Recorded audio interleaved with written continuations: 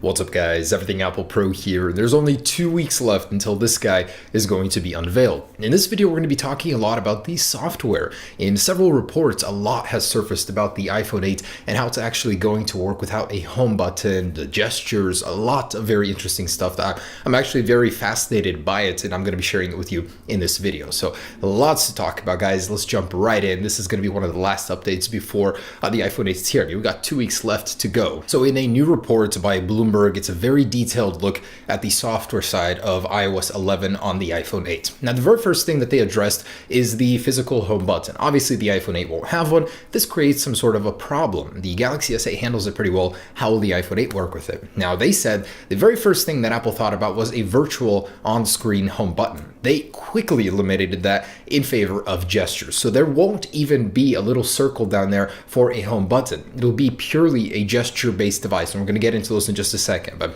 the concept we saw with that virtual on-screen home button, it just looked awkward. I mean, you have your button right there, and at the very bottom, it just seems to take up more space than it should. It's just unwieldy, and it shouldn't be there. Now, the way that these gestures are actually going to work is so incredibly simple. I didn't even think of it until I actually read this report. It's just like, wow, this is going to change the way you use your iPhone completely. So there's going to be a very thin little bar on the bottom of the phone, and I'm going to be sharing some concepts with you as I talk about this to make it easier. These were actually made by Olivier Charavel, I think that's how you say it, and they look fantastic. They give a very good visual representation on what Bloomberg is reporting on. So the report details that you will swipe up on that bar to unlock your phone. Once inside the home screen, you can actually click on an app, and then to exit it, just swipe up all the way. Now, if you swipe up about halfway, it'll activate the Control Center / App Switcher page, which from there you can go ahead and choose your apps. They said that the apps will not be in a card view on top of each other right now, how it looks currently in iOS 11, but instead will be full page apps that you can swipe through and click on them individually. So that's really, really cool, really simple. I mean, you don't need a home button when you have these amazing gestures to work with. And the reason Apple even removed that 3D touch on the edge in order to go to another app switcher is because gestures are going to be so much simpler on the iPhone 8. True, I don't think that all the other devices should suffer and get that feature removed, but it definitely makes sense as to why they removed that in the iOS 11 betas. And the interesting detail is that when you actually swipe up inside of an application to close it, there's a very interesting shrink animation where the app will go ahead and shrink back into the icon. I'm guessing a little bit more refined than how it looks right now. So that's going to be really cool to actually see. And Steve TS, a developer that actually leaked a lot of iPhone 8 features from the HomePod code, said that this is actually his best bet on how the iPhone 8 will look like in the final release with its version of iOS 11, of course. And a very interesting little detail, because the virtual home button won't exist on the iPhone 8, on the bottom portion of your apps, you're going to get a little bit more room for the tabs, as can be seen in this concept. It's a very interesting little side effect of having no home button. And a Verge editor actually noticed a very striking similarity with a product I never thought I'd talk about on this channel again,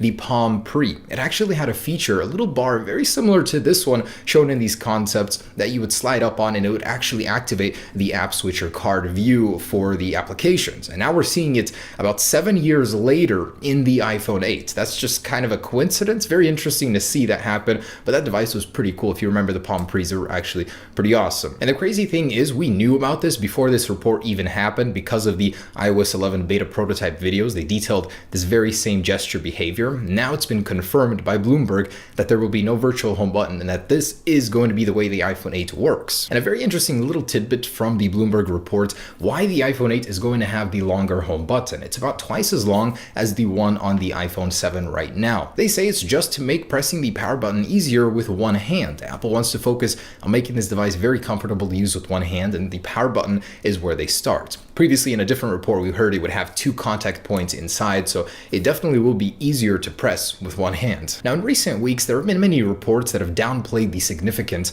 of the display of the iPhone 8 it being larger, 5.8 inches, but it still doesn't display the content the same way the iPhone 7 Plus would, meaning everything would be shrunk down. It just gets taller, not wider. Now, Bloomberg is saying that your content, your apps will actually have much more room for you to scroll in. You'll see a lot more information, text messages, call logs, just a bunch of things in a scrollable format will be more visible. Basically, it's going from 647 points to 762 points of information on the display that you can see. The odd thing is, though, that Apple will still be keeping 6 vertical rows of apps, meaning 24 apps on the home screen per page. For a device with a longer screen, you'd think that it would accommodate for more apps, but no, this is what it's going to look like. A 7-row format, as shown by Vania Geskin, shows that it would be a little bit more compact. I don't think that would be a bad look, but Apple's just trying to go for simplicity, not overstuffing the home screen on the iPhone 8. Let me know what you guys think. Would you rather prefer a 7 or 6-row format? And a very cool one, the iPhone 8 has been confirmed by Bloomberg to get the dock, very similar like to the iPad. Now what they said is a gray bar at the bottom that houses commonly used apps. The dock is redesigned with a new interface similar to the one on the iPad version of iOS 11. And in a simulation, the developer Rambo has actually shown us what that would look like on the iPhone 8's display, and it looks really good. It'll basically work with a slight swipe up, and within applications, it'll hide, of course, and you can summon it when you need. You can switch through apps easily just like that. It makes sense. It would perfectly work on a device without a home button. He actually shows us many different versions of it, but he says that in the simulation, it would be limited to 4 apps on the left side, the static ones, and then 3 in the recents. So I think that's going to be a really awesome feature of the iPhone 8, having the dock that I fell in love with on the iPad. Really, it's made the iPad experience so much better, and I can only see it improving the iPhone one as well. Now, Bloomberg has detailed what Apple will do with the top cutouts, the sensor bar on the iPhone 8. First off, they said that Apple will not be hiding it, they will be embracing it. Internally they call it the ears of the iPhone, and Apple is not going to be trying to hide that. In applications that have black backgrounds, it will blend in, but on most applications with white backgrounds, it will not be blending in. So that concept I showed you guys a little while ago is not true. Apple is going to embrace as much screen estate as they can, showing you the beauty of that OLED panel. And this is something I've been wondering for the longest time. How will the status bar work? Bloomberg is saying that the time will be on the left. Everyone was saying, where is the time going to go? It used to be in the middle, but now we know it'll be dedicated to the left. On the right, you're going to be seeing your signal bars, the battery life, and any other mini icons. It seems the left will be reserved for the time. Now, they're also saying that it can be adjusted and switched orientation depending on what you're doing, what kind of notifications you have, just all those little factors considered. The status bar will be very dynamic. And a couple little details about the display. Of course, they said that it will blend perfectly with the bezels. So I have a black iPhone 8 dummy right here, and you can just barely tell where the screen ends and the bezels begin. Now, Bloomberg says that blend will be there perfectly because of the OLED technology, something we kind of already assumed, but also they're saying it will be a perfectly flat display. So that curve we talked about a long time ago will not be happening. Apple is going to stick to their guns on flat displays and not copy Samsung with the edges. So that's the software side of things. Very exciting to learn about how the iPhone 8 will actually work. And yes,